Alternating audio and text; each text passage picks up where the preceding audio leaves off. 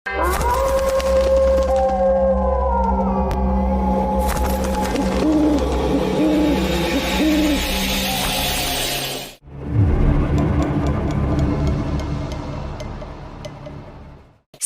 causes cancer. Smoking kills.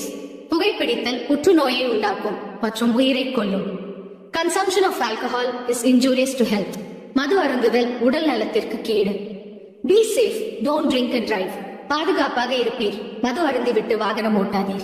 Hello நண்பர்களே, அனைவருக்கும் வணக்கம். நம்ம இன்னைக்கு பார்க்க போற சம்பவத்தை பார்க்கறதுக்கு முன்னாடி உங்ககிட்ட ஒரு விஷயத்த சொல்லிடலாம் அப்படின்றதுல நம்மளுடைய புதிய அமானுஷ கதைகள் சேனலுக்கு வரக்கூடிய அனைத்து நபர்களுக்கும் என்னுடைய அன்பார்ந்த நன்றிகள். நம்மளுடைய புதிய அமானுஷ கதைகள் சேனலை வந்து நிறைய பேர் சப்ஸ்கிரைப் பண்ணாம வீடியோ பார்த்துட்டு இருக்கீங்க.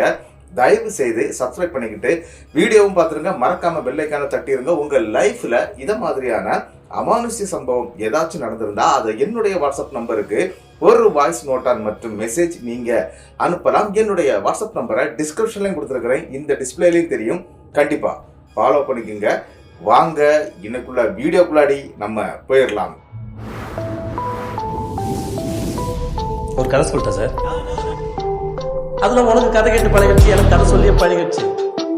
நான் கதை சொல்றேன், நீ கேளு. இந்த சம்பவம் நடக்கக்கூடிய இடங்க, அதாவது கேரளா மாவட்டத்துல தான் இந்த சம்பவம் நடந்திருக்குது. அதாவது கிளிமானூர் அப்படிங்கிற ஊரை சேர்ந்தவர் தாங்க சாய்குமார் அப்படிங்கிறவர். அவருக்கு கிட்டத்தட்ட 1995 காலகட்டத்தில் தான் இந்த சம்பவம் நடக்கக்கூடிய காலகட்டத்தில் நம்மளுடைய சாய் என்ன பண்ணிட்டு இருந்தாரு அப்படின்னு பார்த்தீங்கன்னா, கார் டிரைவராட்டு இருந்துட்டு இருக்கிறாரு. அதாவது கார் வந்து சொந்தமா வச்சிருக்கிறாரு, வாடகை கார், அதாவது அம்பாசிடர் கார் வச்சிருந்துருக்கிறாரு. அந்த கார்ல வந்து ஒரு இந்த மாதிரி டூருக்கெல்லாம் ஆட்களை கூட்டிட்டு போறது, சின்ன சின்ன சவாரிகள்லாம் எடுத்து விடுறது, இந்த மாதிரியான வேலைகள் பார்த்துட்டு இருந்திருக்கிறாரு. அவருடைய ஊருக்கு உள்ளாடி, அதாவது இந்த கிளிமானூர் அப்படின்னு சொல்லக்கூடிய பகுதியில இருந்து கிட்டத்தட்ட ஒரு 20 கிலோமீட்டர் சரௌண்டிங் உள்ளாடி தான் அவங்களுடைய கிராமம், அதாவது அவங்களுடைய ஊர் அமைஞ்சிருக்குது. அதாவது ஃபுல்லாவே கேரளாவை பத்தி உங்களுக்கு தெரியும், இந்த ரப்பர் காடுகள் நிறைஞ்சு போய் தான் இருக்கும். அங்கங்கேட்டு 1 கிலோமீட்டர் ஒரு வீடு தான் இருக்கும். அதாவது இப்ப இல்ல, 1995 காலகட்டத்துல அப்படிப்பட்ட அந்த ஊருக்குள்ளதான் வாழ்ந்துட்டு இருக்கிறாரு. அப்போ அந்த ஊருக்கு ஒரு ஃபேமிலி, அதாவது அந்த ஃபேமிலியில ராஜு அப்படிங்கிறவர் வந்து இவருக்கு கொஞ்சம் தெரியும். அதாவது எப்படி தெரியும் அப்படின்னா, ஊட்டிக்கு அடிக்கடி இவரு இந்த மாதிரி டிராவல்ஸை கொண்டு போவார் இல்லையா, அதாவது காரை கொண்டு போவாரு. அந்த மாதிரி போகக்கூடிய நேரத்துல அந்த நபர் அங்க கடை போட்டுருந்துருக்கிறாரு. இந்த கடை பழக்கம்னு சொல்லுவாங்க இல்லையா, ஒரு டீ குடிக்க போறது, அந்த மாதிரிலாம் போயிட்டு வருவாங்க இல்லையா, இந்த மாதிரி போகிற அந்த பழக்கம் அந்த நபர்கிட்ட, ராஜு கிட்ட, ராஜு இவர்கிட்டயும் கொஞ்சம் பழகி இருக்கிறாங்க. அப்போ இவங்களுக்கு என்ன அப்படின்னு பாத்தீங்கன்னா, ஒரு சின்ன பிரச்சனை ஊட்டியில நடக்குது. அப்படி ஊட்டியில நடந்ததுனால அவர் குடும்பத்தோட, தன்னுடைய மனைவி, 2 பெண் குழந்தையோட எங்க வர்றாரு அப்படின்னு பாத்தீங்கன்னா, நம்மளுடைய சாயுடைய ஊருக்கு தாங்க வர்றாரு. அப்போ தெரியாது சாயுடைய ஊர் இங்க இருக்குது, சாய் நமக்கு ஃப்ரெண்டு, ஆனா இருந்தாலும் அவர் இங்கதான் இருக்கிறாரு, அதெல்லாம் தெரியாதுங்க. அந்த ஊருக்குள்ள வந்து ஒரு ஜங்ஷன்ல ஒரு கடை மற்றும் வீடை வந்து வாடகைக்கு எடுக்கிறாங்க. அதாவது என்ன அப்படின்னு பாத்தீங்கன்னா, ஃப்ரண்ட்ல கடையும் பேக் சைட்ல வந்து வீடும் இருக்கும். அப்படி ஒரு வீடை வந்து வாடகைக்கு எடுக்கிறாங்க. கடையை வந்து இவங்க நடத்திக்கலாம், அதாவது டீ கடை தாங்க, அதை நடத்திக்கலாம். ஆல்ரெடி இவர் வந்து டீ கடை நடத்திட்டு இருக்கிறாரு ராஜு ஊட்டியில. அதன் பிறகு இங்க வந்திருக்கிறாரு இல்லையா, இப்போ அவருக்கு தேவையான விஷயங்களை வந்து நம்மளுடைய சாய் பார்க்குறாரு. அதாவது என்ன அப்படின்னு பார்த்தீங்கன்னா, சாய் வந்து இங்கே வந்து அவரை பார்த்துடுறாரு. பார்த்துட்டு எப்படி நீங்கள் இங்கே வந்தீங்க அப்படின்னு சொல்லி கேட்டு பழக்கமாக ஆயிடுதுங்க. இந்த பழக்கம் கிட்டத்தட்ட 1 வருட காலம் அழகாக போயிட்டே இருக்குது. இப்படி போயிட்டு இருந்த ஒரு காலகட்டத்தில் என்ன அப்படின்னு பார்த்தீங்கன்னா, நம்மளுடைய சாய் இருக்கிறார் இல்லையா, அவர் அடிக்கடி வந்து இந்த ஊட்டி ட்ரிப் வந்து போவாருங்க. அதே மாதிரி அவரும் ஊட்டிக்கு போறாரு. அதாவது ஒரு கஸ்டமரை எடுத்துட்டு போறாரு. அப்படி போயிட்டு ரிட்டர்ன் வர்றாரு. அதாவது 2 நாள் ஆகுதுங்க அவர் போயிட்டு வர்றதுக்கு, 2 நாள் ஆகுது. அப்படி அவர் ரிட்டர்ன் வரும்போது நம்மளுடைய ராஜுடைய வீட்டில், அதாவது இந்த ஃபேமிலி வந்து தங்கினாங்க இல்லையா, வீடு எடுத்து கடையெல்லாம் போட்டாங்க இல்லையா, அவங்களுடைய வீட்டில் பயங்கரமா கூட்டமா இருக்குது. இது என்னடா கூட்டமா இருக்குது, ஒரு டீ குடிக்கிற ஆட்கள் நிறைய நிற்கிறாங்க போல இருக்கு, ஆனா இவ்வளவு ஆட்கள் வந்து இதுல கூட மாட்டாங்களே, ஏன் இப்படி கூட்டமா இருக்குது அப்படின்னு சொல்லிக்கிட்டு நம்மளுடைய சாய் வந்து பாக்குறாரு. பார்த்துட்டு சரி வண்டியை கொஞ்சம் தள்ளி நிப்பாட்டும் அப்படின்னு சொல்லி நிப்பாட்டிட்டு உள்ள இறங்கி போகும்போது கடையெல்லாம் க்ளோஸ் பண்ணி இருக்கிறாங்க. அதாவது கடையில யாருமே கிடையாது. ஆனா வீடுக்குன்னு ஒரு வாசல் இருக்குது, அந்த வாசல் ஓப்பனா இருக்குது, ஆட்கள் நிறைய இருக்கிறாங்க. என்னாச்சுன்னு சொல்லிட்டு கேட்கறாங்க. ஏன் அப்படின்னா, மொபைல்கள் இல்லாத காலகட்டம், எஸ்டிடி பூத்து தான் ஒர்க் ஆகிட்டு இருந்த ஒரு காலகட்டங்க. ஆனா என்ன அப்படின்னா, நம்மளுடைய சாய் உள்ள போய் கேட்கிறாரு, என்னாச்சு, ஏன் எல்லாரும் கூட்டமா இருக்கிறீங்க அப்படின்னு சொல்லும்போது, அந்த ராஜுடைய மனைவி இருக்கிறாங்க இல்லையா, அவங்களுக்கு 2 குழந்தைகள், அதாவது 2 பெண் குழந்தைகள், அதாவது கிட்டத்தட்ட 5 வயசுல ஒரு குழந்தையும் 3 வயசுல ஒரு குழந்தையும் இருக்குது. இந்த குழந்தைகளுடைய அம்மாவுடைய பேர் தான் சாந்தி, அதாவது ராஜுடைய மனைவி. அவங்க திடீர்னு தூக்கு மாட்டிட்டு இறந்துட்டாங்க. அதாவது தூக்கு மாட்டிட்டாங்க, தூக்கிட்டு ஹாஸ்பிட்டல் போயிருக்கிறாங்க நம்மளுடைய ராஜி அப்படின்னு சொல்லிக்கிட்டு அவங்க நிக்கக்கூடியவங்க எல்லாரும் இந்த விஷயத்த சொல்றாங்க. இதை கேட்டோன்னா சாய்க்கு வந்து ஒரு மாதிரி ஆயிடுது. என்னடா நடந்துச்சு, நம்ம போயிட்டு வரதுன்னா இதெல்லாம் நடந்திருக்குது, எந்த ஹாஸ்பிட்டல் கொண்டு போயிருக்கிறாங்க அப்படின்னு கேட்டோன்னா இந்த மாதிரி பக்கத்துல இருக்கக்கூடிய ஜிஹெச்சுக்கு தான் கொண்டு போயிருக்கிறாங்க அப்படின்னு சொன்னோன்னா வேகமாட்டு இவரும் வண்டி எடுக்கிறாரு. வண்டி எடுத்து ஜிஹெச்சுக்கு போறாரு. அங்க போகும்போது அந்த பெண்மணி ஆல்ரெடி இறந்துட்டாங்க.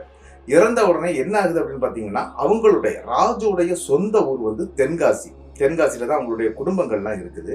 அதனால பாடி அங்கிருந்து வண்டியில ஏற்றி அனுப்பி இருக்கிறாங்க. போஸ்ட்மார்ட்டம் கூட பண்ணல. எல்லாமே நாங்க அங்க போய், அதாவது நம்ம தமிழ்நாட்டுல தென்காசியில போய் நாங்க பண்ணிக்கிடுறோம் அப்படின்னு சொல்லி ஏதோ ஒரு பேப்பர் எழுதி வாங்கிக்கிட்டு அங்க இருந்து பாடியை வாங்கிட்டு கிளம்பிட்டாங்க. ஸ்ட்ரெயிட்டா பாடி எங்க வருது அப்படின்னா, எந்த ஹாஸ்பிட்டலுக்கும் போகாம ஸ்ட்ரெயிட்டா அவங்களுடைய தென்காசி ஊருக்கு போயிருக்குங்க. நம்மளுடைய ராஜ் இருக்கிறார் இல்லையா, அவர் தேடிட்டு அங்க போகும்போது அவங்களை அனுப்பிட்டோம். அவங்க தென்காசி போயிருக்கிறாங்க, அங்கோட ஜிஹெச்சுக்கு அனுப்பியிருக்கிறோம் அப்படின்னு சொன்னோன்னா இவருக்கு தென்காசியில இருக்கக்கூடிய அந்த ஜிஹெச் பத்தி எல்லாம் நல்லாவே தெரியும். இவர் ஆல்ரெடி டிரைவர் அப்படிங்கிறதுனால சரி நம்ம அங்கேயே போயிடலாம் அப்படின்னு சொல்லிட்டு வேகமா அவர் அங்கே கிளம்புறாரு. ஆனா என்ன அப்படின்னா, அவர் ஜிஹெச்சுக்கு போய் சேர்ந்துடுறாரு. சேர்ந்த பிறகு அங்க கேட்டா இந்த மாதிரி யாரும் பர்த்டே எந்த பாடி இங்க கொண்டு வரலையே அப்படிங்கிறாங்க. இவருக்கு ஒண்ணுமே புரியலை. ஏன்னா தென்காசியில ஜிஹெச் மட்டும்தான் இவருக்கு தெரியும். நம்மளுடைய ராஜுடைய வீடெல்லாம் தெரியாது. இந்த இடத்துல ரொம்ப குழம்பி போறாரு. ஆனா தென்காசியில அவருக்கு முக்கியமான ஒரு ஊர் தலைவரை பத்தி தெரியுங்க. அவருடைய வீட்டு டெலிபோனுக்கு இவர் கால் பண்றாரு. கால் பண்ணி கேட்கிறாரு, இந்த மாதிரி ஒரு விஷயம் நடந்திருக்குது, பொண்ணு அங்க வந்திருக்குதா, அதாவது பாடியை கொண்டு வந்திருக்கிறாங்க அப்படின்னு கேட்கும்போது அந்த நபருக்கு தெரியல. அவர் வந்து சொல்றாரு, ரொம்ப அங்க அடையாளம்லாம் கேட்கிறாரு, இந்த இடமா இந்த இடத்துல இருந்தாங்களா அப்படின்லாம் சொல்லி எல்லா அடையாளங்களையும் கேட்கிறாரு. அப்போ அவருக்கு புரிஞ்சிருது இந்த ஊரை சேர்ந்த நபர் தான் அப்படின்னு சொன்னோன்னா சரி நீ இந்த இடத்துக்கு வாப்பான்னு சொல்லி அந்த ஊர் தலைவர் என்ன பண்றாரு அப்படின்னா, அவருடைய பைக்ல அவர் அங்க வந்துடுறாரு. இவரும் கார் எடுத்துட்டு அங்க போக 2 பேரும் சேர்ந்து அந்த கார்ல அந்த நம்மளுடைய ராஜுடைய வீட்டுக்கும் போய் சேர்ந்துடுறாங்க. ராஜுடைய வீட்டுக்கு போகும்போது என்ன நடக்குது அப்படின்னு பாத்தீங்கன்னா, அந்த பெண்ணுடைய இறுதி சடங்கு எல்லாமே நடக்குதுங்க. இறுதி சடங்கு அதாவது கிட்டத்தட்ட என்ன ஆகுது அப்படின்னா, சுடுகாட்டுல புதைக்கக்கூடிய வழிபாடு தான் இவங்க பண்ணுவாங்க. அதனால பெண்ணுடைய பாடியை கொண்டு வந்து வைக்க கூட இல்லைங்க. ஏன் அப்படின்னா போஸ்ட்மார்ட்டம் பண்ண சொன்னாங்க, இவங்க பண்ணல. அதை ஒரு இல்லீகலாட்டு தான் இவங்க என்ன பண்ணிட்டாங்க அப்படின்னா கொண்டு வந்து அடக்கம் பண்றதுக்கு ரொம்ப வேகமா எல்லா வேலையும் நடந்துட்டு இருக்கு. இவர் போய் சேரும்போது அந்த பெண்ணை வந்து அடக்கத்துக்காக சுடுகாட்டுக்கே கொண்டு போயிட்டாங்க.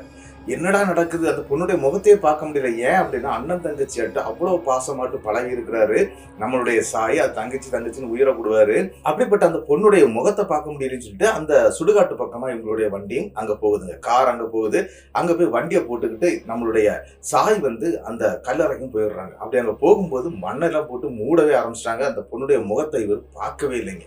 ரொம்பவே வருத்தப்படுறாரு. ஐயோ தங்கச்சி மாதிரி நம்ம பழகணுமே, 2 சின்ன பச்சை குழந்தை இருக்குதே, எதுக்காக இந்த பொண்ணு இந்த மாதிரி தற்கொலை பண்ணிச்சு, அதாவது தூக்கு மாட்டிச்சு அப்படின்னு சொல்லிக்கிட்டு மனதளவுல ரொம்பவே வருத்தப்பட்டு அழவே ஆரம்பிச்சிட்டாரு நம்மளுடைய சாய். அந்த இடத்துல அந்த ஊர் தலைவர் தாங்க இவரை தோல்ல தட்டி, ஒண்ணும் இல்லப்பா இதெல்லாம் நடக்கிறதான் அப்படி இப்படின்னு சொல்லிக்கிட்டு எல்லாமே முடியுதுங்க. அங்க இருந்து கிட்டத்தட்ட ராஜுடைய வீட்டுக்கு வந்துடுறாங்க. ராஜுடைய வீட்டுல வந்து இவர் கேட்கறாரு, என்னப்பா நடந்துச்சு, எதுக்கு இந்த பொண்ணு இந்த மாதிரி பண்ணிடுச்சு அப்படின்னு சொல்லிட்டு ரொம்பவே வருத்தப்படுறாரு. என்னடா செய்யறது அப்படிங்கிற ஒரு சிச்சுவேஷன். அதாவது என்ன அப்படின்னா, அந்த பொண்ணுக்கு ஏதாவது பிரச்சனையா இருந்தா நம்ம அதை கிளியர் பண்ணிருக்கலாமே, என்னன்னு பண்ணிருக்கலாமே அப்படிங்கிற ஒரு எண்ணத்துக்கு நம்மளுடைய சாய் வந்துடுறாரு. ஆனா ராஜு வந்து கல்லு துண்டு மாதிரி உட்கார்ந்து இருக்கிறாரு. எதுவுமே பெருசா பேசலைங்க. எதுக்கு என்னாச்சு அப்படின்னு சொல்லிட்டு மறுபடியும் இவர் கேட்க ஆரம்பிச்ச பிறகுதாங்க அவருக்கு லைட்டா சொல்ல ஆரம்பிக்கிறாரு. என்ன அப்படின்னா, சும்மா சண்டை போட்டுட்டே இருந்தா சரி அப்படின்னு சொல்லிட்டு எப்போ நம்ம வந்து பேசுறது வழக்கம். ஆனா இன்னைக்கு நான் ஒரு அடி அடிச்சிட்டேன். அடியை வாங்கினவ என்ன பண்ணா அப்படின்னா, ஸ்ட்ரெயிட்டா போய் ரூமுக்குள்ள உட்காந்துருந்தா. சரி கொஞ்ச நேரம் அழுவா வந்துருவா அப்படின்னு நினைச்சிட்டு நான் கடையில, அதாவது கடை ஃப்ரண்ட் சைட்ல இருக்கு பாத்தீங்களா, கடையில உள்ள வியாபாரத்தை பார்த்துட்டு இருந்தேன். ஆனா இவ கொஞ்ச நேரமா எட்டி கூட பார்க்கலப்பா, அதனாலதான் உள்ள போனேன். உள்ள போய் பார்க்கும்போது இந்த மாதிரி ரூமுக்குள்ளாடியே தூக்க மாட்டி அவ இறந்துட்டா. நாங்க அந்த கயர்ல இருந்து இறக்கும் போது, அதை தூக்கு கயிறு மாட்டிருந்தாங்க இல்லையா, அதுல இருந்து இறக்கி கீழே எடுக்கும் போது அவளுடைய உடம்புல உயிர் இருந்துச்சு. அதனால ஹாஸ்பிட்டல் கொண்டு போனோம். அப்படி போற வழியிலே அவங்க டெத் ஆயிட்டாங்க. அதன் பிறகு நான் நேரம் தென்காசி இங்க கொண்டு வந்துட்டேன். சரி எல்லா இறுதி சடங்கும் முடிச்சிட்டோம் அப்படி இப்படின்னு சொல்லும்போது இவர் கேட்கிறாரு, ஏன் போஸ்ட்மார்ட்டம் பண்ணல நீங்க அப்படின்னு சொல்லி கேட்கிறாரு. ஏன் அப்படின்னா, அங்க இருந்தே போஸ்ட்மார்ட்டம் பண்ணாம தான் அனுப்பியிருக்கிறாங்க. அப்படி பேப்பரை வாங்கி அனுப்பியிருக்கிறாங்க. அந்த பேப்பரை கொண்டு வந்து தென்காசியில இருக்கக்கூடிய ஜிஹெச்ல கொடுத்துதாங்க போஸ்ட்மார்ட்டத்தை முடிச்சுதான் பாடியை வாங்கியிருக்கணும். ஏன் நீங்க அதை பண்ணல அப்படின்னு சொல்லும்போது அந்த இடத்துல ராஜ் வந்து என்ன சொல்றாரு அப்படின்னா, இல்லப்பா அவளுடைய உடம்ப நான் மட்டும் பார்த்தா போதும், வேற யாரும் பார்க்க வேண்டாம் அப்படி இப்படின்னு சொல்லி வேற என்னடாம கதையெல்லாம் சொல்லிடுறாரு. சரி ஒருவேளை அவன் அப்படித்தான் நினைச்சிருப்போம் போல இருக்கு அப்படின்னு நினைச்சுக்கிட்டு நம்மளுடைய சாய் வந்து அதை வந்து பெருசா எடுத்துக்கிடலைங்க.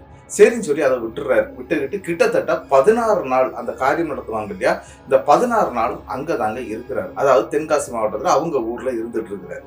16 நாள் முடிஞ்சது. சரி இனிமேல் அங்க போய் ஹோட்டலோட வியாபாரத்தை பார்க்கணும். பிள்ளைகள் வந்து அதாவது மூத்த பிள்ளை வந்து அப்பதான் ஃபர்ஸ்ட் ஸ்கூல்ல சேர்த்துருக்காங்க. இந்த எல்கேஜி யூகேஜிலாம் முடிஞ்சு அதுக்கு பிறகு வந்து ஸ்கூல்ல சேர்க்கணும் அப்படிங்கிற ஒரு கண்டிஷன் இருக்குது. அதனால நான் அங்க வந்துதாப்பா ஆகணும் அப்படி இப்படின்னு சொல்றாரு. சரின்னு சொல்லிக்கிட்டு 16வது நாள் காரியம் முடிஞ்ச உடனே அந்த ராஜ் அப்படிங்கிறவர் தன்னுடைய 2 குழந்தைகளையும் எடுத்துக்கிட்டு அங்க வந்துடுறாருங்க. அதாவது கிளிமானூருக்கு அவர் இருக்கக்கூடிய அந்த ஹோட்டலுக்கு கொண்டு வந்துடுறாரு. கொண்டு வந்த பிறகு கிட்டத்தட்ட ஒரு 8 நாட்கள் வந்து அழகா போயிட்டு இருக்குது. வியாபாரம் பார்த்துட்டு இருக்கிறாரு, குழந்தைகளையும் வந்து பார்த்துட்டு இருக்கிறாரு.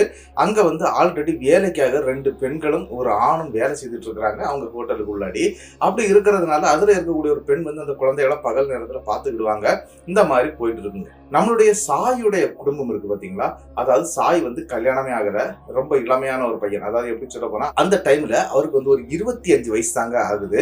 அப்படி இருக்க நல்ல இளமையா இருக்கக்கூடியவர், பாக்குறதுக்கு நல்ல அழகாகவும் இருப்பாரு. அப்படி இருக்கக்கூடிய நபருக்கு வந்து ஒரு அக்கா இருக்கிறாங்க. அவங்களுக்கு 2 குழந்தைகள் இருக்கிறாங்க. ஆனா அக்கா வந்து வாளா வெட்டியாட்டு வீட்டுல வந்து இருக்கிறாங்க. அம்மா கிடையாது. அதாவது நம்மளுடைய சாய்க்கு வந்து அம்மா கிடையாது, அப்பா இருக்கிறாரு. அப்பா வந்து லாட்ரி வியாபாரம் பார்த்துட்டு இருக்கிறாரு. அதாவது கேரளா லாட்ரி பத்தி உங்களுக்கு தெரியும் இல்லையா, அந்த மாதிரி லாட்ரி வியாபாரம் பார்க்குறாரு. அவர் காலையில போயிடுவார். 6 மணிக்கு அவர் போயிட்டார் அப்படின்னா 8 மணிக்கு தாங்க வீட்டுக்கு வருவாரு. அப்படி ஒரு அப்பாங்க. அப்படி இருக்கக்கூடிய ஒரு குடும்பம் தான் நம்மளுடைய சாயுடைய குடும்பம். சரி அக்காவுடைய நிலைமை இப்படி இருக்குது, அக்காவுக்கு ஏதாவது ஒரு செகண்ட் மேரேஜ் பண்ணிக்கிட்டு நமக்கு ஒரு கல்யாணம் பண்ணிக்கணும் அப்படிங்கிற ஒரு எண்ணத்துல இருந்துட்டு இருக்கிறாரு. ஆனா சம்பவம் என்ன அப்படின்னா, கிட்டத்தட்ட இந்த 8 நாளைக்கு பிறகுதாங்க ஒரு பிரச்சனை ஸ்டார்ட் ஆகுது. என்ன அப்படின்னா, இந்த ராஜ் அப்படிங்கிற நபர் இருக்கிறார் இல்லையா, இவர் வந்து நைட்டு நேரத்துல அந்த வீட்டுல, அதாவது 2 பச்சை குழந்தைகள்லாம் இருக்கிறாங்க, அந்த குழந்தைகள் இருக்கக்கூடிய வீட்டுல நைட்டு தனியா உட்கார்ந்து அழுதுகிட்டே இருக்கிறாரு அப்படின்னு சொல்லி அந்த வீட்டுல இருக்கக்கூடிய 5 வயசு குழந்தை இருக்கிறாங்க இல்லையா, அவங்க சொல்றாங்க, மாமா இப்படி ஆகும், அப்பா நைட்டு வந்து பயங்கரமா அழுதுட்டே இருக்கிறாரு அப்படின்னு சொன்னோன்னா இவருக்கு ஒரு சின்ன டவுட் வருது. என்ன அப்படின்னா, இவன் எதுக்கு அழுறான்னு தெரியலையே, சரி இனிமேல் ஒரு 5-6 நாள் இவன் கூட இருக்கும், இவனே தான் தற்கொலை பண்ணிடக்கூடாது அப்படிங்கிற ஒரு எண்ணத்துல நம்மளுடைய சாய் என்ன பண்றாருன்னா, ராஜுடைய வீட்டுல நான் இன்னைக்கு இங்க தங்குறேன்டா அப்படின்னு சொல்றாருங்க. சரிப்பா நீ தங்கிக்க, ஏன்னா அங்க வேற யாரும் இல்லை இல்லையா, தங்கிக்க அப்படின்னு சொன்னோன்னே அந்த வீடோடைய பின் சைட்ல வந்து ஒரு ரூம் தான் இருக்கும், ஒரு கிச்சனு, அதுக்கப்புறம் ஒரு நீளமாட்டு ஒரு ஹால், அந்த கிச்சன் நீளத்துக்கு இருக்கும் அந்த ஹாலு, அப்படி ஒரு ஹால் இருக்குங்க. ஃப்ரண்ட்ல வந்து கடை. இப்படி இருக்கக்கூடிய அந்த வீட்டுல அந்த ஹால்ல வந்து இவர் படுத்திருக்கிறாரு. ஒரே ரூம் தானே, அந்த ரூம்ல வந்து 2 குழந்தைகளை வச்சுக்கிட்டு அந்த ராஜ் அப்படிங்கிறவர் தூங்கிட்டு இருக்கிறாருங்க. நள்ளிரவு கிட்டத்தட்ட ஒரு 1:30 மணி இருக்குங்க. அந்த நேரத்துக்கு அந்த கிச்சன் சைட்ல இருந்து ஒரு சத்தம் கேட்டுட்டே இருக்குது. என்ன அப்படின்னா, இந்த லேடிஸ் வந்து பேசுவாங்க இல்லையா, திருப்பி ஒரு ஆளை மாத்தி பேசுவாங்க இல்லையா, அந்த மாதிரி சத்தங்கள் கேட்குதுங்க. இந்த சத்தம் கேட்க ஆரம்பிச்ச உடனே இவர் என்னடா நைட்டு நேரத்துல எந்த பொண்ணு இந்த மாதிரி பேசிட்டு இருக்குது அப்படின்னு சொல்லிட்டு நம்மளுடைய சாய் என்ன பண்றாருன்னா அந்த ஹாலுடைய லைட்டை போடுறாரு. லைட்டை போட்டு பார்க்கும்போது அங்க நம்மளுடைய ராஜ் இருக்கிறார் இல்லையா, அவர் ஒரு கார்னர் பகுதியில உட்கார்ந்து இருந்து அழுதுகிட்டு இப்படியே இருக்கிறாரு. கார்னர் மூலைன்னு சொல்லுவோம் இல்லையா, அதுல அப்படியே உட்கார்ந்து அப்படி ஒட்டிட்டு இருக்கிறாரு. என்ன இவன் அழுதுகிட்டு இருக்கிறான், ஆனா பெண்ணுடைய வாய்ஸ் கேட்குது அப்படின்னு சொல்லிக்கிட்டு இவர் என்ன பண்றாருன்னா முதல்ல ராஜுடைய தோல்ல தட்டுறாரு. ராஜு சட்டக்குன்னு எந்திரிச்சு, அதாவது அவருடைய முகத்தை பார்க்க முடியலையா, சர்றன்னு எந்திரிச்சு அந்த ரூமுக்குள்ள போயிடுறாரு. என்னடா நடந்துச்சு, நான் என்னடா பண்ணேன், இவன் இந்த மாதிரி பண்ணிட்டு போறான் அப்படிங்கிற ஒரு பயத்தோட அதை பாக்குறாரு.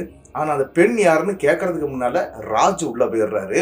சாய் நேரம் என்ன பண்றாருன்னா அந்த கிச்சனை நோக்கி நடக்க ஆரம்பிக்கிறாரு. ஏன்னா ஒரே லைட் தான், இந்த லைட்டு போட்டா அந்த கிச்சன் வரைக்கும் தெரியும். அது மட்டும் இல்லாம கிச்சன்ல வந்து ஒரு கர்டன் போட்டிருப்பாங்க, அதாவது வெளியே தெரியாம இருக்கிறதுக்காக. அப்ப அந்த கர்டனுக்கு உள் சைட்ல தான் சத்தம் வந்துடுது. இவரும் நேர அப்படி நடந்து போறாரு. அந்த கிச்சன் சைட்ல போய் கிச்சன் உள்ள லைட் வந்து அந்த ஹால் பக்கத்துல வெளியே தான் இருக்குது. அந்த சுவிட்சை ஆன் பண்றாரு. சுவிட்சை ஆன் பண்ணிக்கிட்டு அந்த கர்டன் அப்படி விலக்கிட்டு உள்ள பாக்குறாருங்க. உண்மையில அவர் உடம்பெல்லாம் அப்படி சிலுத்து நடுங்கிருது. என்ன அப்படின்னா, அந்த சாந்திங்கிற ராஜுடைய மனைவி அங்க நின்றுக்கிட்டு பாத்திரம் விளக்குற மாதிரி ஏதோ பண்ணிக்கிட்டே ஏதோ சலசலன்னு பேசிக்கிட்டே இருக்கிறாங்க. இதை பார்த்தாரு பாருங்க. அந்த பெண் வந்து பிளாக் கலர்ல ஜாக்கெட்டு, ஒயிட் கலர்ல சாரி கட்டியிருக்கிறாங்க. அந்த சாரியில வந்து சங்கு பூ போட்ட, அந்த கருப்பு கலர்ல சங்கு பூ போட்ட ஒரு சிம்பிள் வந்து ஃபுல்லாவே அந்த சாரி ஃபுல்லாவே இருக்குது. அதையெல்லாம் அப்படியே தத்ரூபமா பார்க்குறாரு. ஃபர்ஸ்ட் இவர் பின் சைடை பார்த்தார் இல்லையா, பார்த்துக்கிட்டு இது யாரு அப்படின்னு. ஏன்னா அந்த பெண் வந்து அடிக்கடி இந்த சாரி கட்டுறதை அவங்க பார்த்துருக்குறாங்க, நம்மளுடைய சாய் வந்து பார்த்துருக்குறாரு. ஆனால் இப்போ அதை பார்த்த உடனே அவருக்கு டக்குன்னு ஒரு இதாகிடுது.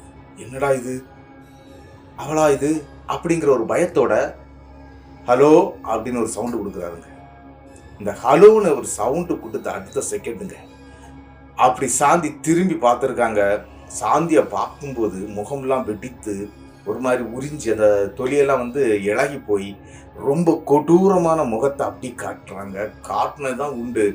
அந்த இடத்துல நம்மளுடைய சாய் ஒத்தக்கட்டீர்னு விழுந்துடுறாரு. அப்படி பின்பக்கமாக அடிச்சு விழுந்து ஐயோன்னு கத்திக்கிட்டு அந்த சோபா செட்டுங்க, அவர் படுத்திருந்த ஒரு சோபா செட்டு அந்த ஹால் பக்கம் ஓடி வந்துடுறாரு. லைட்டு ஃபுல்லாகவே கிடக்கு. டக்குன்னு இவர் கதவை பூட்டிட்டு உள்ளே போனார்ல ராஜி ரூமுக்குள்ளாடியே, அங்கே போய் கதவை தட்டுறாரு. டே ராஜி வெளியே வா வெளியே வா வெளியே வான்னு சொல்லி கத்துறாரு. ராஜி தூங்கி எந்திரிச்சு வெளியே வருவாங்க இல்லையா, அந்த மாதிரி வெளியே வர்றாரு. வெளியே வந்து என்னடா ஏன் என்னாச்சு அப்படின்னு கேட்குறாரு. டேய் இங்கே நடந்தது எதுவும் உனக்கு தெரியல அப்படின்னு சொல்லி கேட்குறாருங்க. எனக்கு ஒன்றும் தெரியல, நான் உள்ள தூங்கிட்டுலாம் இருந்தேன் அப்படிங்கிறாரு அவர். டே அந்த கார்னரில் தானே நீ உட்காந்துருந்த, அழுதுகிட்டு இருந்த, உன்னை நான் தட்டுனேன், சரட்டுன்னு எழும்பி உள்ளே போயிட்டேன், உன்னுடைய மனைவி அங்கே நின்றுட்டு இருக்கிறா அப்படின்னு. இப்போ அந்த கிச்சன்லேருந்து எந்த சத்தமும் வரல, அங்கே அமைதியாக தான் இருக்குது. இவர் பார்த்து பயந்ததோட சரி, அங்கே உன்னுடைய மனைவி நின்றுட்டு இருக்கிறா அப்படின்னு சொன்னா, டே சும்மா உளராதடா, அவள் தான் இறந்து போயிட்டா, நீ மனைவி நின்றுட்டு இருக்கிறாங்கிற, டே உண்மையிலே பார்த்தண்டா அப்படின்னு சொல்லிக்கிட்டு நடந்த விஷயத்த நம்மளுடைய ராஜி கிட்ட சாய் சொல்ல ஆரம்பிக்கிறாருங்க. சாய் சொல்ல சொல்ல அந்த இடத்துல ராஜிக்கு வந்து அப்படி கை கால்லாம் நடுக்குது. டே என்னடா சொல்ற அப்படின்னு சொல்லிட்டு கேட்குறாரு. உண்மையிலே நான் பார்த்தேன் அப்படின்னு சொன்னோன்னா ராஜுவை கூட்டிட்டு உள்ள போறாருங்க. அங்கே போய் பார்க்கும்போது அந்த கிச்சன்ல யாருமே இல்லை, கிச்சன் அமைதியாக தான் இருக்குது. என்னடா பயமுறுத்துக, ஒரு நாள் தான் வந்து படுக்க வந்த அன்னைக்கு நீ எனக்கு பயத்தை காட்டுறியாடா அப்படிங்கிறது மாதிரி அந்த இடத்துல ராஜு வந்து சாய்கிட்ட கத்துறாருங்க. ஆனா அந்த இடத்துல வந்து சாய்க்கு வந்து ஒண்ணுமே சொல்ல முடியல. என்ன சொல்றது இவன்கிட்ட எது சொன்னாலும் இனிமேல் அது இதாகாது இல்லையா, அவன் வந்து நம்ப மாட்டான் அப்படிங்கிறது மாதிரி அவருக்கு புரிஞ்சிருதுங்க. சரி நான் வந்து உன் கூட ரூம்ல படுக்கட்டா அப்படிங்கிற அளவுக்கு இவருக்கு பயம் வந்துருச்சு. அங்கே மொத்தமே 3 பேர் தான் படுக்க முடியும் அந்த ரூம்ல. அதாவது கட்டில் போட்டிருக்கோம், கட்டில 2 குழந்தைய படுத்திருக்காங்க, நான் பக்கத்துல படுத்திருக்கிறேன் அப்படின்னு சொல்றாரு. அப்போ அந்த 1ஆம் கிளாஸ் படிக்கக்கூடிய குழந்தை இருக்குது இல்லையா, 5 வயசு குழந்தை, அந்த குழந்தை வந்து சடக்குன்னு முழிக்குதுங்க. முழிச்சுக்கிட்டு எழுப்பி மாமான்னு சொல்லிட்டு அழுதுகிட்டே வருது. அப்போ தூக்கி அப்படி மடியில வச்சுக்கிட்டு அவர் கேட்குறாரு, உங்க அப்பா நைட்டு அழுகிறது உண்மைதானா? ஆமா நாங்க பார்த்து நானும் அழுவேன், ஆனா கொஞ்ச நேரத்திலேயே அப்பா வந்து படுத்துருவாரு, நானும் அந்த ஏறி படுத்துருவேன், அப்பாவுக்கு எதுவுமே தெரியறது இல்லைங்கிறது மாதிரி அந்த பிள்ளை அதாவது சொல்லக்கூடிய மொழியில மொழிபெயர்த்து சொல்லவும் செய்யுதுங்க. இதை கேட்டுக்கிட்டு பாத்தியா உனக்கு ஏதோ பிரச்சனை இந்த வீட்டுக்குள்ள நடந்துட்டு இருக்குன்னு உனக்கு தெரியுதா அப்படின்னு சொல்லும்போது ராஜுக்கு எதுவுமே தெரியலைங்க. சரின்னு சொல்லிக்கிட்டு அந்த இடத்துல என்ன பண்றாரு அப்படின்னா, விடிய இந்த கதையை தான் பேசியிருக்கிறாங்க. நம்மளுடைய ராஜ் மற்றும் சாய் தூங்கவே இல்லை. மறுநாள் காலையில அதாவது கிட்டத்தட்ட 4 மணிக்கெல்லாம் எங்க ஹோட்டலை வந்து திறந்துருவாங்க, டீ எல்லாம் போட்டு ஆரம்பிச்சிருவாங்க. அதனால அதுக்குள்ள ஆட்கள் இருக்கிறாங்க, இந்த வேலைக்கு வருவாங்கன்னு சொன்னேன் இல்லையா, அவங்க எல்லாம் ஒரு 4-4:30 மணிக்கெல்லாம் வந்துருவாங்க. இவர் கடையெல்லாம் ஓபன் பண்ணிட்டு இருக்கிறாரு. காலை வேலையில எல்லாம் முடிஞ்சிருது. அந்த நேரத்துக்கு தான் இவருக்கும் தூக்கம் வருது, இவரும் தூங்கிடுறாரு. கிட்டத்தட்ட விடிய காலையில ஒரு 8 மணிக்கு எழும்புறாரு. எழும்புனவர் நேர வீட்டுக்கு போயிடுறாரு. வீட்டுல போய் தன்னுடைய அக்கா கிட்ட நடந்த விஷயங்களை வந்து எடுத்து சொல்றாரு. இந்த மாதிரி நேற்றைக்கு நைட்டு நடந்துச்சு, நான் தத்ரூமா என் தங்கச்சியை பார்த்தேன், ஆனா பயமுறுத்திட்டா என்ன, இந்த மாதிரி முகம்லாம் வெடிச்சு கீறி ஒரு மாதிரி வித்தியாசமா இருந்துச்சு அப்படிங்கிறது மாதிரி எல்லாம் அந்த இடத்துல நம்மளுடைய சாய் வந்து சொல்லவும் ஆரம்பிக்கிறாங்க அக்கா கிட்ட. அக்காவும் அதை புரிஞ்சுக்கிட்டு, சரிப்பா இனிமேல் நீ அங்கே போய் தூங்காத, அது அவளுடைய குடும்பம், அதனால அவங்களுக்கு எந்த பிரச்சனையும் வராது, நீ போய் தங்குனா வந்து உனக்கு அந்த மாதிரி எதாவது பிரச்சனை வர்றதுக்கு வாய்ப்பு இருக்கு அப்படி இப்படின்னு சொல்லி அக்காவும் சொல்றாங்க. சரின்னு சொல்லிக்கிட்டு மறுநாள் என்ன நடக்குது அப்படின்னு பாத்தீங்கன்னா, இவர் அந்த கடை பக்கமே போகலை. ஏன் அப்படின்னா இது பிரச்சனையே வேற அப்படிங்கிறதுனால அவர் அந்த பக்கம் போகலை.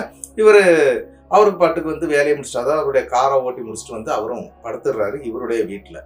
கிட்டத்தட்ட நள்ளிரவு ஒரு சம்பவம் நடக்குது. என்ன அப்படின்னு பார்த்தீங்கன்னா, நம்மளுடைய சாயுடைய வீடு 2 பெட்ரூமு, ஒரு கிச்சனு, வெளியில பாத்ரூமு, சென்டர்ல ஒரு ஹாலுங்க. என்ன அப்படின்னா, அக்காவும் குழந்தைகளும் வந்து ஒரு ரூம்ல தங்குறாங்க. அப்பா வந்தாருன்னா அவருடைய அந்த லாட்ரி டிக்கெட்டு அது இதுன்னு சொல்லி ஏகப்பட்ட இதெல்லாம் வச்சிருப்பாரு. அதெல்லாம் வந்து அவருடைய ரூம்ல வச்சிருக்கிறாரு. அதனால அப்பா வந்து ரூம்ல தூங்கிடுவாரு. இவர் எங்க படுப்பாரு அப்படின்னு பாத்தீங்கன்னா, நடு ஹால்ல தாங்க படுப்பாரு. அப்படி அந்த வீட்டுடைய வாசலுக்கு நேரம் அவரும் படுத்து கிடக்குறாருங்க. நல்ல தூக்கத்துல இருக்கிறாரு. நள்ளிரவு கிட்டத்தட்ட ஒரு 1:30 மணி இருக்குங்க. ஏற்கனவே முந்தின நாள் வந்து சரியா தூக்கம் இல்லை. அப்படி தூங்காததுனால என்ன ஆயிட்டு அப்படின்னு பாத்தீங்கன்னா, படுத்த உடனே நல்லா அசந்து தூங்கிடுறாரு நம்மளுடைய சாய். அப்படி தூங்கிடுறாருங்க. என்ன நடக்குது அப்படின்னு பாத்தீங்கன்னா, அந்த டைம்ல கதவு தட்டக்கூடிய சத்தம் கேக்குதுங்க. இவங்களுடைய கதவு தட்டக்கூடிய சத்தம் கேக்குது. இவர் நல்ல ஆழ்ந்த உறக்கத்திலேயே அந்த கதவு தட்டக்கூடிய சத்தம் பயங்கரமா இவருடைய காதுக்கு உள்ள கேக்குதுங்க. யாருடா இந்த நேரத்துல கதவு தட்டுறதுன்னு சொல்லி எழும்புறாருங்க. எழும்பி உறக்கம், அதாவது அந்த தூக்க கலக்கம்னு சொல்லுவோம் இல்லையா, அந்த தூக்க கலக்கத்திலேயே போய் அந்த டோரை ஓபன் பண்றாரு. ஓபன் பண்ணி பார்த்தவருக்கு பேரதிர்ச்சிங்க. என்ன அப்படின்னு பாத்தீங்கன்னா, வீட்டுடைய ஃப்ரெண்டு வாசல்ல அதே சாரிங்க, அந்த பிளாக் பிளவுஸ், சங்கு கருப்பு கலர்ல சங்கு படம் போட்ட அந்த சாரியை கட்டிக்கிட்டு அப்படி நிக்கிறாங்க. அதே மாதிரி அந்த முகம்லாம் வந்து வெடித்து ஒரு மாதிரி விளறி போய் இருக்குது. பார்த்தவர் பேக் அடிச்சு அப்படியே ஐயோன்னு விழுகாருங்க. விழுந்தவர் சத்தம் போட்டு விழுந்துடுறாரு. அந்த சத்தம் கேட்டு வீட்டுக்குள்ள இருக்கக்கூடிய அக்கா தாங்க கதவு திறந்துட்டு ஓடி வர்றாங்க. அவங்க பெட்ரூம் கதவை திறந்துக்கிட்டு வெளியே ஓடி வர்றாங்க. என்னடாச்சு அப்படின்னு சொல்லிட்டு வந்து பார்க்கும்போது இவருக்கு கை காலம் நடுங்கி உடம்பெல்லாம் வேர்த்து அப்படி ஒரு வித்தியாசமான கோலத்துல கீழே விழுந்து கிடக்குறாரு. நடைய பாக்குறாங்க, அதாவது வாசலை பாக்குறாங்க, எல்லாம் ஓப்பன் ஆயிருக்குது. இதை எதுக்கு ஓப்பன் பண்ணிட்டு இவன் விழுந்து கிடக்குறான் அப்படின்னு சொல்லி தண்ணீராக தெளிக்கிறாங்க. தெளிச்சு எழுப்புறாங்க. அந்த நேரத்துக்கு அப்பாவும் எழுந்துச்சு வெளியே வந்துடுறாரு.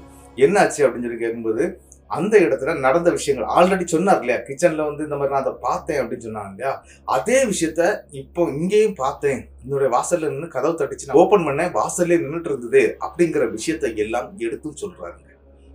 சரிப்பா, இது ஏதோ ஒரு பெரிய பிரச்சனை மாதிரி தெரியுது. நாளைக்கு காலையில நான் லாட்டரி விற்கலாம் போகல, வா நமக்கு கோயிலுக்கு போயிடலாம் அப்படின்னு சொல்லிக்கிட்டு மறுநாள் காலையில என்ன நடக்குது அப்படின்னு பாத்தீங்கன்னா, நம்மளுடைய சாயை கூப்பிட்டுக்கிட்டு அங்க இருந்து அவங்க அப்பா பக்கத்துல இருக்கக்கூடிய ஒரு பத்ரகாளி அம்மன் கோயிலுக்கும் போறாங்க. அது கொஞ்சம் ஒரு பெரிய கோவில் தாங்க. அந்த கோவிலுக்கு போறாங்க. அந்த கோவில்ல போய் சாமியெல்லாம் கும்பிட்றாங்க. எந்த பிரச்சனையும் இல்லை. நம்மளுடைய சாய் வந்து நல்லா தான் சாமியெல்லாம் கும்பிட்டுட்டு வெளியே வர்றாரு. வெளியே வரும்போது இவருக்கு திடீர்னு தலை சுத்த ஆரம்பிச்சிருக்கு. அதாவது பயங்கரமா அந்த வெயில் பட்டு தலை சுத்தும் இல்லையா, அந்த மாதிரி தலை சுத்துது. அப்பா தலை சுத்துது அப்படின்னு சொன்னோம்னா, பக்கத்துல இருக்கக்கூடிய ஒரு கோயில், அதாவது இந்த வெளியில விநாயகருக்கு வந்து ஒரு அரச மரத்துக்கு அடியில அதுக்கு பக்கத்துல அப்படி உட்கார வைக்கிறாருங்க. உட்கார வச்சு என்னப்பா ஆச்சு அப்படின்னு கேட்கும்போது, இல்லப்பா பயங்கரமா தலை சுத்திடுச்சு, காலத்தை நான் எதுவும் சாப்பிடல இல்லையா, அதனால கூட இருக்கும் அப்படி இப்படின்னு சொல்லிக்கிட்டு பேசிக்கிட்டு கொஞ்ச நேரம் உட்காந்துட்டு, ஏன்னா அம்பாஸ்டர் கார்ல தான் வந்திருக்கிறாங்க, காரை எடுத்துட்டு கிளம்புறாருங்க. அப்படி காரை எடுத்து அந்த கோயிலுடைய என்ட்ரன்ஸை விட்டு வெளியே வர்றாங்க. வெளியே வரும்போது நம்மளுடைய சாயுடைய குணம் வந்து வேற மாதிரி இருக்கு. பல்லெல்லாம் கடிக்கிறாரு, அப்படி முறைச்சு பாக்குறாரு யாரும் அவங்க அப்பாவை. அவங்க அப்பா என்னடா ஏன்டா இப்படிலாம் பண்ற அப்படின்னு சொல்லி கேட்கும்போது வாயே திறக்கிற, சிரிக்கான், ஆஹான்னு சொல்லி ஒரு வித்தியாசமான ஒரு சிரிப்பை அந்த இடத்துல காட்டுறாருங்க. இதை காட்டின உடனே அவங்க அப்பாவுக்கு வந்து அப்படி அள்ளு விட்டுருது. என்னடா இது, கோயிலுக்குள்ளெல்லாம் நல்லா தானே இருந்தா, வெளியே வந்தப்புறம் ஏன் இப்படி இது பண்றான் அப்படின்னு சொல்லிட்டு வண்டி நிப்பாட்டுறான்னு சொல்லி பொலிர்னு ஒரு அட்டியை கொடுக்குறாருங்க. அட்டி பட்டதுமே அப்படி தெளிஞ்சிடுறாரு. தெளிஞ்சு ஏன்ப்பா என்னப்பா எதுக்குப்பா அடிச்சு அப்படின்னு சொல்லி கேட்குறாரு. என்ன நடந்துச்சுன்னு உனக்கு தெரியுமாடா? இல்லப்பா நான் வண்டி ஓட்டிட்டு இருக்கிறேன், அவ்வளவுதான் அவருக்கு தெரியுது. நேர வண்டியை, அதாவது அவங்க ஊர்ல வந்து என்ன காணி தம்புரான்னு சொல்லிக்கிட்டு ஒரு நபர் இருக்கிறாருங்க, அதாவது இந்த மாந்திரீகம் வித்தைகள்லாம் தெரிஞ்சவர், அவருடைய வீட்டுக்கு வண்டியை விடு அப்படின்னு சொல்றாரு. வேகமா நம்மளுடைய சாயும் வண்டியை அந்த நேருக்கு விட்டுறாரு. நேர அவருடைய வீட்டுக்கும் போயிடுறாங்க. அங்க போகும்போது தாங்க ஒரு சம்பவம் என்ன அப்படின்னு பாத்தீங்கன்னா, வெளியிலேயே அவர் வந்து ஒரு சாமி பீடம்லாம் வச்சிருக்கிறாரு. இந்த சங்கிலி பூதத்தான்னு சொல்லக்கூடிய சாமியை வந்து அங்க காவல் தெய்வமா வச்சு வணங்கிட்டு இருக்கிறாங்க. உள்ள பத்ரகாளி அம்மன் இருக்குது. அந்த இடத்துக்கும் போய் சேர்றாங்க. சேர்ந்த உடனே அவரு இங்க வாப்பான்னு கூப்பிட்டா இவரால் உள்ள போக முடியல. யாருக்கு? சாய்க்கு வந்து அந்த வாசலை தாண்டி உள்ள கால் வைக்க முடியல. இருந்தாலும் அவரு ஏதோ மந்திரங்கள் சொல்லி கூப்பிட்ட பிறகு உள்ள வந்திருக்கிறாரு. அவர் ஃப்ரீயா தான் இருக்கிறாரு. உள்ள வந்துடுறாரு. உள்ள வந்த பிறகு உனக்கு என்ன நடக்குதுன்னு எதாவது தெரியுதாப்பா அப்படின்னு கேட்கும்போது, இல்ல எனக்கு ஒன்றும் அப்படி தெரியலையே அப்படின்னு சொல்லும்போது, சரி இதுல உட்காரு அப்படின்னு சொல்லி உட்கார வச்சுக்கிட்டு அவர் சில பல மந்திரங்களை அந்த இடத்துல சொல்ல ஆரம்பிக்கிறாரு. சொன்ன உடனே தாங்க சாயுடைய உடம்புல சாந்தியுடைய ஆன்மா வந்து இறங்கிருதுங்க. இறங்குனது என்ன சொல்லுது அப்படின்னா, இவனாலதான் நான் வந்து தூக்கு மாட்டிட்டு செத்தேன், இவனாலதான் நான் செத்தேன், இவனை நான் உயிரோட விட மாட்டேன், இவன் தான் இதுக்கு காரணம், இதுக்கு முழு காரணம் இவன் தான், அப்படி இப்படின்னு சொல்லி பயங்கரமா கர்ஜனை பண்றாரு. இதை பார்த்த உடனே அந்த மாந்திரிகர் என்ன பண்றாரு அப்படின்னா, அந்த உச்சி முடிவை பிடிச்சிக்கிட்டு பேரெல்லாம் கேட்டு தெரிஞ்சுக்கிடுறாரு. எதுக்காக இதை பண்ணான்னு சொன்னா அதுக்கு எதுவுமே பதில் இல்லைங்க. நீ சொல்ல போறியா இல்லையா, இப்ப நான் சங்கிலி பூதத்தான கூப்பிட போறேன் அப்படி இப்படின்னு சொல்லி அவர் சங்கிலி பூதத்தானுடைய மந்திரங்களை சொல்ல ஆரம்பிக்கிறார். அப்படி சொல்ல ஆரம்பித்த கிட்டத்தட்ட ஒரு 5 நிமிஷத்துல இந்த பேயான சாந்தியுடைய அந்த பேய் இருக்கு இல்லையா, ஆன்மா, அது நான் போறேன், என்னை விட்டுருங்க அப்படின்னு சொல்லுதுங்க. சரி நீ போறியா அப்படின்னு சொல்லி கேட்டிருக்கிறாரு. ஆமான்னு சொல்லி சத்தியம் பண்ணிக்கிட்டு அங்க இருந்து அந்த ஆன்மாவை விட்டுடுறாங்க. ஆனா ஒரு டவுட்டுங்க, எதனால நம்மளுடைய சாயினாலதான் அந்த பெண் அதாவது சாந்தி இறந்தாங்க அப்படிங்கிற விஷயம் வந்து அவங்க அப்பாவுக்கு ஒரு டவுட் ஆகுது. யாருக்கு? நம்மளுடைய சாயுடைய அப்பாவுக்கு. மாந்திரிகர்கிட்ட கேட்குறாரு, எதுக்காக அந்த ஆன்மா வந்து அப்படி சொல்லிச்சுன்னு சொல்லி கேட்கும்போது, தெரியலப்பா, அதுதான் போறேன்னு சொல்லிடுச்சு இல்லையா, அதனால நான் அனுப்பிட்டேன் அப்படிங்கிற மாதிரி மாந்திரிகரும் சொல்லிடுறாரு. சரி அப்படின்னு சொல்லிட்டு இந்த பிரச்சனை முடிஞ்சது இல்லை, நம்ம இதை விட்டு வெளியே வந்துட்டோம் அப்படின்னு சொல்லிட்டு நம்மளுடைய சாயை கூப்பிட்டுட்டு அங்கிருந்து கிளம்பிடுறாங்க. சாய்க்கு வந்து இடுப்புல ஒரு தாயத்தும் கொடுக்கப்பட்டிருக்குது.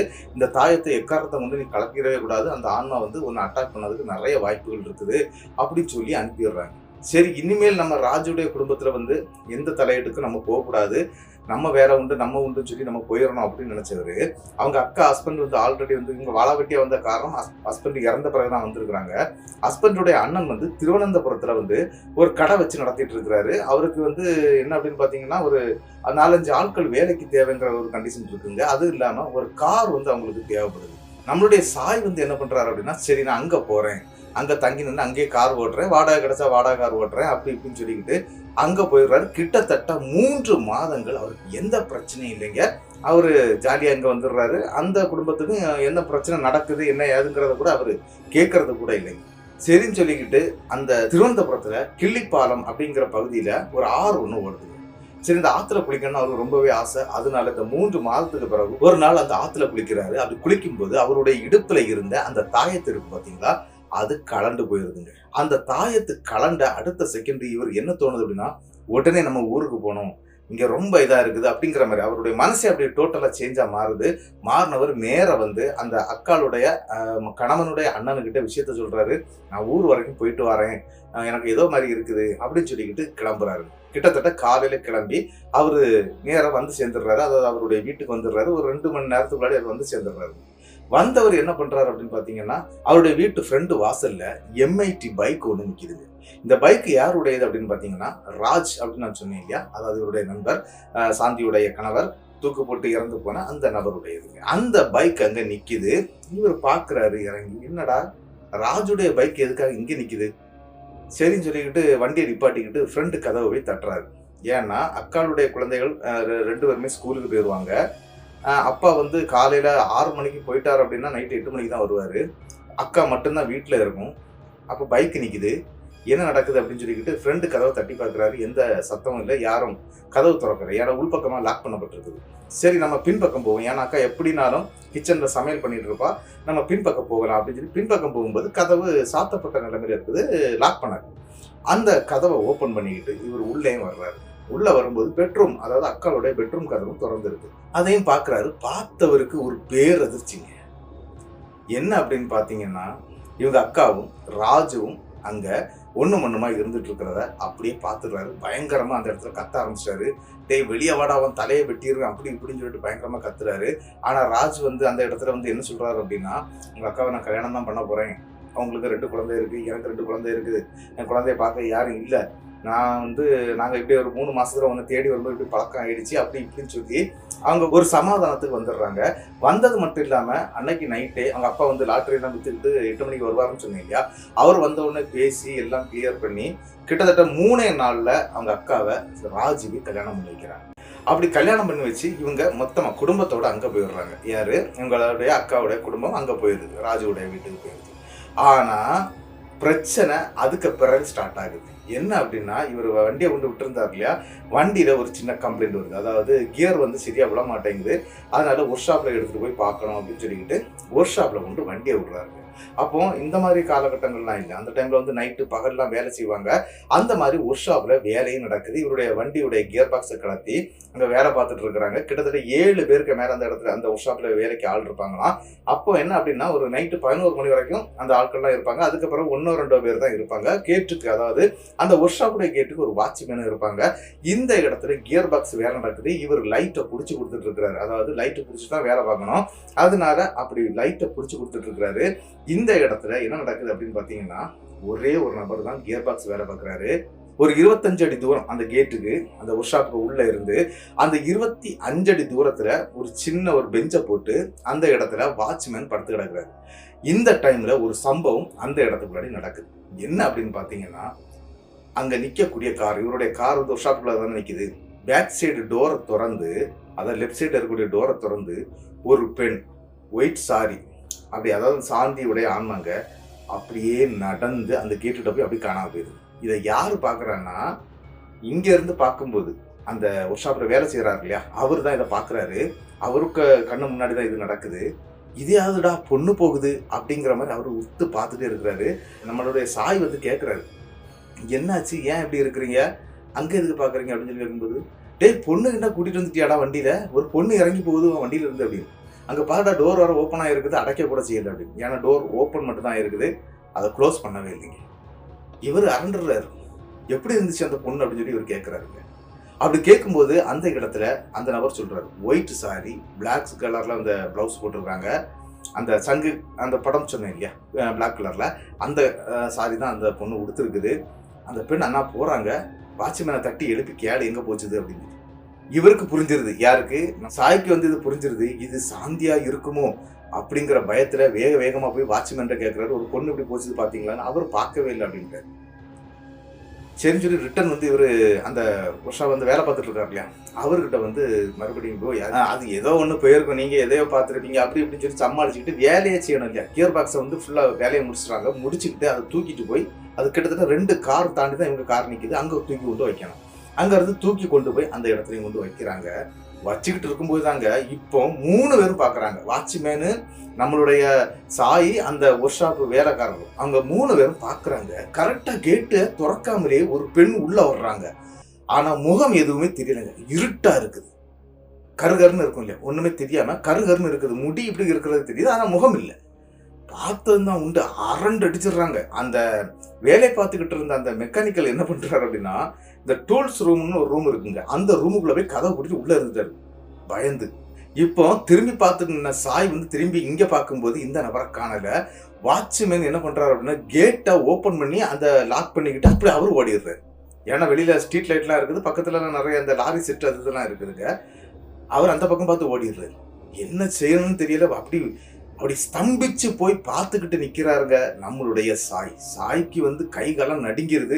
அங்கிருந்து அந்த 2 காரை விட்டு தள்ளி அந்த சைடு வந்துடுறாரு. வந்துகிட்டு அப்படியே விட்டு பாக்குறாரு. இந்த காருடைய அந்த கண்ணாடிகள் இருக்கு இல்லையா, அதாவது டோருடைய கண்ணாடிகள் தாக்கப்பட்ட நிலைமையில இருக்குது. உள்ள அந்த பொண்ணு உட்கார்ந்து இருக்கிறது தத்துருவமா தெரியுதுங்க.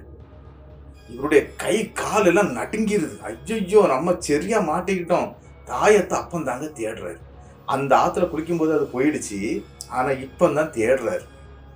என்னடா இது, இப்ப என்னடா பண்றது அப்படின்னு சொல்லிட்டு அந்த கதவை போட்டு தட்டுறாரு. அவரு உள்ள இருக்கிறவரு, நான் திறக்க மாட்டேன் ஏன்னா பயமா இருக்கு அப்படின்னு சொல்லிட்டு அவரு உள்ள இருக்கிறாரு. இங்க கேட்டை வேற பூட்டிட்டு போயிட்டாங்க, இவரும் உள்ள இருக்கிறாரு. என்ன செய்யணும்னு தெரியல. கொஞ்ச நேரத்துல அவருடைய கதி கலங்கிருச்சுங்க. கடைசி அவர் என்ன பண்றாரு அப்படின்னா, அந்த பத்ரகாளியம்மன் கோயிலுக்கு போனார் இல்லையா, அந்த அம்மனை வந்து மனசார வேண்ட ஆரம்பிச்சிட்டாரு. அம்மா தாயே பத்ரேஸ்வரி அப்படி இப்படின்னு சொல்லிக்கிட்டு அவரு பயங்கரமா வேண்ட ஆரம்பிச்ச பிறகு அந்த ஆன்மா அந்த காருக்குள்ளேயே அப்படியே காணாம போறதையும் பார்த்துருக்குறாங்க.